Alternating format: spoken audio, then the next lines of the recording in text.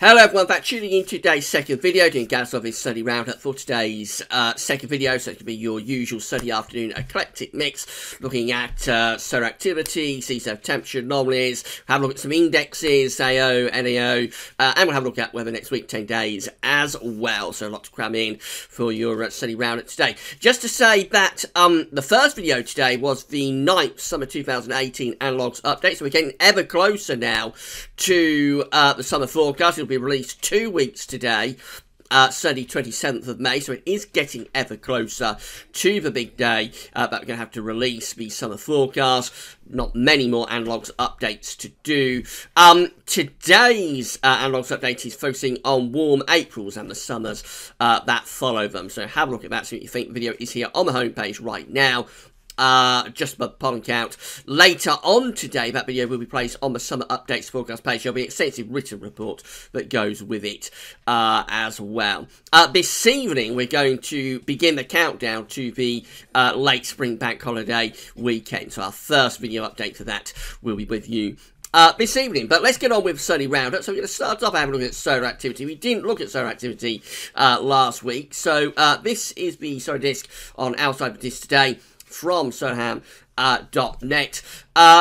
Virtually clear solar disk. We have got one small sunspot region just there, but solar activity is at very low levels and is expected to remain at very low levels for the next 3 days.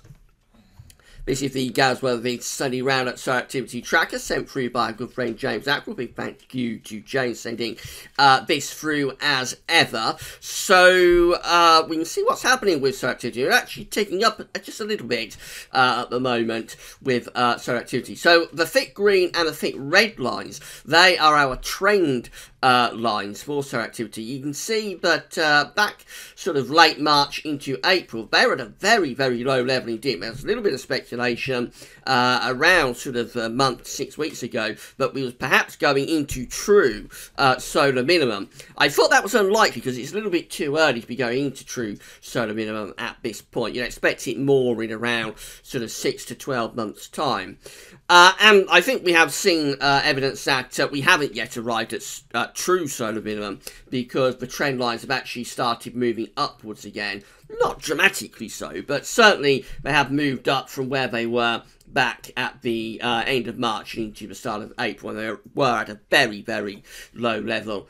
Indeed. So the trends at the moment are just ticking up a little bit. That's happening because we're getting a few more days of sunspots coming through. So the orange line here, that's depicting each individual day's day of sunspots. So the reason we went into that very minimum level of activity around here is that we're getting a lot of days that weren't recording any sunspots at all. But now we are getting days that are recording sunspots, not continuously so. There are still days, of course, with close to solar minimum, so there are still days that don't have any sunspots at all. But overall, there's more days appearing at the moment with just 1 or 2 sunspots coming through. So that's the reason that the trends are picking up a little bit. So it does look as though we are still some way off true solar minimum, which is what I thought at the start of April, when we had all that speculation that possibly we was going into the true solar minimum of solar cycle 24. It looked a little bit too early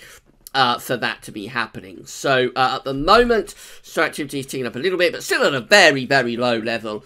Of course, have to bear that in mind, although the trends have lifted up a bit.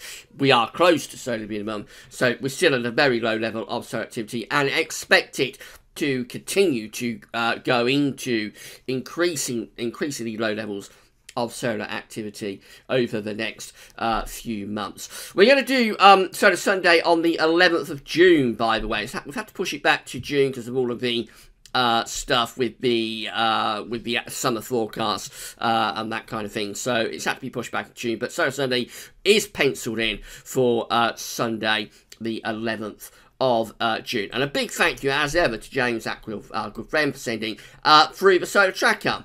Right, so we'll have a look at sea surface temperature anomalies next. We're interested in 3 specific areas. We've got the equatorial Pacific just here, the ENSO region. We've got the northern Pacific up there. We've got the Atlantic Ocean over there. That's how the sea surface temperature anomalies were looking when we did last week's GWV Sunday Roundup. This is how they're looking right now. So concentrating on the ENSO region, first of all. Again, that was last week's chart. This is this week's. Again, very little change within the ENSO region, but I think we've seen a further, ever so slight reduction in the colder than average sea surface temperature anomaly here through the equatorial Pacific Ocean. So a continuing gradual decline of the weak La Nina that we had through the winter. It looks like we are increasingly going back towards ENSO neutral conditions, and we are back in ENSO neutral now, just about, I think. And it'll be a case of where we go in terms of ENSO as we get through towards the sun. There's a little bit of speculation at the moment, but we might be seeing increasing evidence of perhaps going into an El Nino in the second half of the year. But of course, that's a very long way off. I showed you last week the analog forecast from Patel Peng in America. His forecasting a Madokai El Nino to be developing by the time we get through to the second half of the year. That's a central-based El Nino event, so that's when it's warm around there. But it is all a very long way off. We're still more or less at the spring predictability barrier, so it's always very difficult at this time of year to predict where ENSO is going. You remember this time last year, there was a lot of evidence that we was going to go into El Nino, and it didn't actually happen. It collapsed, and we went back to La Nina, actually, by the end of the year last year. So, as ever, at this point of the year, it's always quite difficult to know exactly where ENSO is going to go from the summer onwards. As far as the Northern Pacific is concerned, again, it looks quite cold up in the northern part of the Pacific Ocean, particularly over towards that northeastern coastal area of America and Canada. In the Atlantic, quite a cold Atlantic Ocean is appearing now, so it's cold to south of Greenland, it's cold around there, or colder than average anyway in terms of the temperature anomaly of the Atlantic Ocean. Warmer through this central part just here. So overall though, much of the northern and particularly sort of northeastern Atlantic, this area around here, is looking quite cold now. And a lot of that is left over from the cold winter, of course, the shallow waters around the UK, although they are warming up a little bit now, and the Mediterranean off the coast of Portugal. A lot of that is left over from the cold winter that we had. But in the deeper waters of the Atlantic, it's also looking quite cold, particularly up towards Greenland. So obviously we'll continue to monitor that. A little bit more on the QBO. So we had our QBO number come through for April last week. When I did Sunday Round last week, it was very negative QBO number. I think it went down to something like -20, telling us that we are still in the easterly phase of the QBO. This is just updated from the University of Berlin. So this is showing all of the westerly and easterly QBOs going right way back. I think it goes right back to 1953, just there. So the grey areas, that's where we're in the westerly QBO. Those areas just there, well, those parts of the chart, the grey areas are westerly QBOs. The white areas are easterly QBOs, what we're in at the moment. So that's an easterly QBO just there from 2012 to 2013, and that's another easterly QBO there from 2014 to 2015. So our year that we're interested in is down here, 2017 to 2018. There's the long westerly QBO that ran from sort of late 2015 or middle of 2015 through 2016 to 2017. It's a long westerly phase of the quasi-biennial oscillation. We went into the easterly QBO through last summer, transitioned westerly to easterly, and this is the easterly QBO that we're in right now. Now, when the westerly QBO starts again, and it will start again because this is like a pulse, it's like a continuous rhythm, if you like. So the westerly QBO will start again, and when it does so, it will begin up here.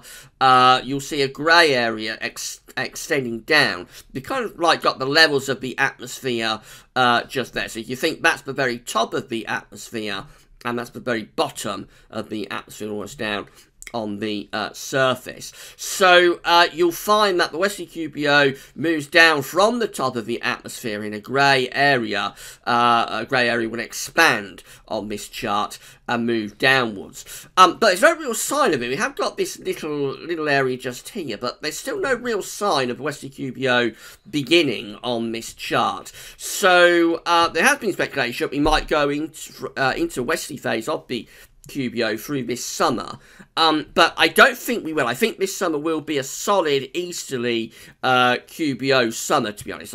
We may start to transition very late on towards the end of the summer, but if we do, I mean, there is a time delay on when we start the transition to when it actually gets down into the level of the atmosphere, and that's around here, 30 to 50 HPA. That's when it'll start to influence the atmosphere. So there's a little bit of a delay anyway from when these westerly and easterly QBO phases begin at the top of the atmosphere to get down into the boundary of the atmosphere where weather is taking place at around 30, 50 HPA, where it will affect the climate. So even if we start the transition to westerly QBO this summer, I don't think it will have an effect on the summer itself. I think this summer will be a solid easterly QBO summer, and then possibly we start to see effects from the westerly QBO as we get through into the autumn, and then maybe running on into the winter. Remember, when you're in the easterly phase of the QBO, you are weakening the zonal westerlies. When you're in a westerly phase of the QBO, you are strengthening the zonal westerlies. So a westerly QBO tends to go with an increased chance of it's more of a factor for winter, and it tends to go with an increased chance of a westerly zonal type winter for Northern Europe, whereas an easterly QBO tends to favour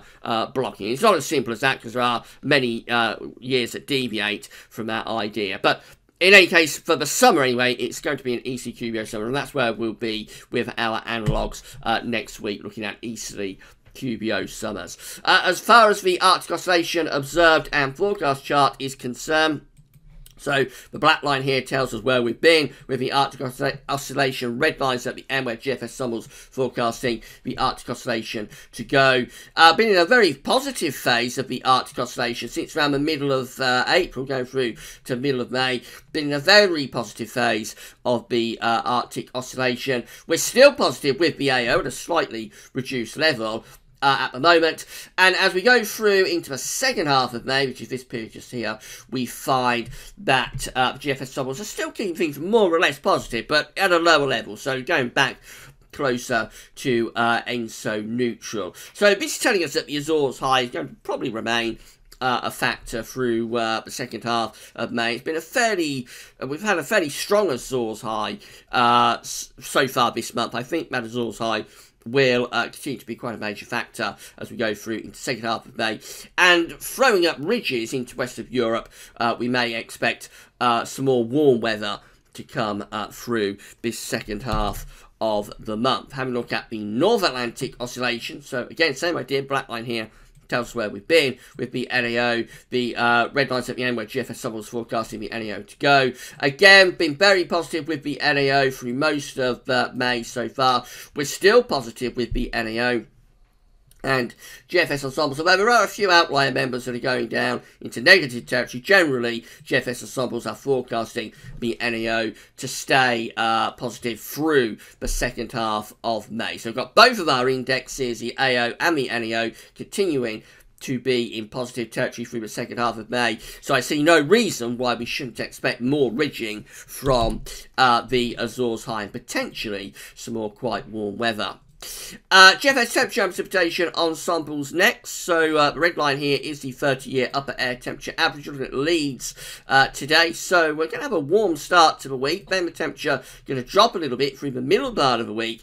But from the latter stages of the week and then through, more or less through towards the latter stage of the month, actually, going towards the end of the month now with the GFS ensembles. And through that period, it looks like temperatures are going to be generally above average. So this May is looking like it's going to be quite a warm month overall. I think it's going to come out with quite a significantly warmer than average deviation, as April did as well. So a pair of really quite warm months for April and May. Of course, before that, we had a couple of cold months for February and March, so I suppose it's evening itself out a little bit. But anyway, GFS samples look like they are keeping things pretty warm through towards the end of the month. As far as precipitation is concerned, fair amount of dry weather to come over the next week. There are a few rainfall spikes coming through, but not many of them, to be honest. We're going to be in for a fairly dry week, I think, in week ahead. This final week of May looks like it's a little bit more unsettled now.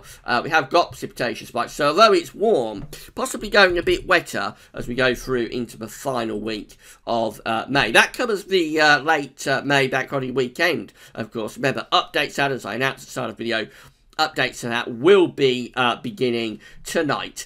Surface temperatures for Leeds looking like this. It's 20 degrees up here. This is 10 degrees just there. So starting off relatively warm into the mid to upper teens Celsius. A little bit of a cool down around the middle part of the week for a few days, but then temperatures look like they're lifting up again, going back quite close to at least the upper teens Celsius. So it looks relatively warm, I think, as we're going up towards the bank holiday weekend. Whether that lasts into the bank holiday weekend is another matter. There are a few cool nights showing up, though. That's 0 degrees.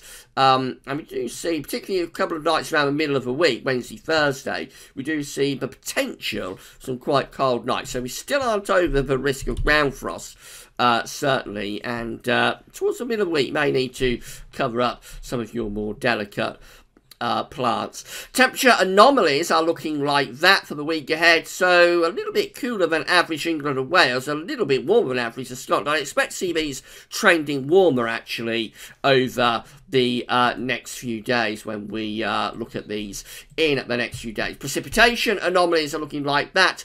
From the 20th of May, generally coming out average to dry and average, particularly so for the north and west, interestingly. So this is how the GFS is looking for Thursday. High pressure ridging in from the Azores High. That, of course, is the Azores High that I was mentioning when I was looking at the AO and the NAO. That's the centre of the Azores High. There's the ridge, the extension from it, building into the UK through the middle part of the week. So high pressure dominating on Thursday. I say quite chilly underneath that high pressure by night, but by day in the sunshine. Sun's very strong now, of course, in May. So in the sunshine by day, that's going to feel very pleasantly warm. That high pressure continues to reach through the country as we go through to the end of next week, and it's still there next weekend, actually. So plenty of dry weather to come through the second half of this week and into next weekend. This could be a really good weekend next weekend, by the way. This high pressure is centering a little bit towards our east, actually, by Sunday. So that could start pulling some quite warm air from off the continent next weekend. So a lot of dry and increasingly warm weather at the end of the week into next weekend. By Monday, though, Monday 21st May, we begin to move that high pressure up to Scandinavia. So that is allowing the gradient to weaken a little bit across the UK. It might start to generate some instability, maybe some thundery showers breaking out. Heading up towards day 10, excuse me, we find that high pressure continuing across Scandinavia to our northeast. So wind remains from an easterly direction. It's becoming more unstable with the atmosphere as pressure, it's not low pressure, but pressure is lowering. And so, again, with those easterly winds, could be instability. We might generate some heavy showers, possibly even a little bit of thunder in that kind of scenario. In the extended range of this morning's GFS, we're actually taking that high pressure up towards Greenland. So, that's not a good place to take high pressure up towards Greenland around there, because you'll tend to get low pressure developing underneath it, and that's what the GFS is showing, actually, running up towards the bank holiday weekend. It turns increasingly unsettled on this particular run of the GFS. So increasingly unsettled and probably trending quite cool as well, with that high pressure moving towards Greenland. But that's a really long way off. I wouldn't be overly concerned about that. And as I say, tonight we will have our first late spring, late May bank holiday weekend update. ECWF finally, so the high pressure's ridging in at the end of the week, going to bring a lot of dry and fairly warm pleasant weather, I think, at the end of the week into next weekend. By the time we go through to Monday the 21st of May, just beginning to weaken the pressure a bit. And in fact, the ECM in its extended range, this is day 9, Tuesday 22nd of May, it does start to increasingly unsettle with low pressure heading in off the Atlantic. That could bring quite a bit of wet weather. As we get to day 10, that's how we look Wednesday 23rd of May, looking quite unsettled with low pressure close to the country. So little bit of disagreement there between the two models about what's happening by day 10. But certainly through the second half of this week and next weekend, it is looking mainly dry and fairly warm as well. Does it turn more unsettled after that around day 10?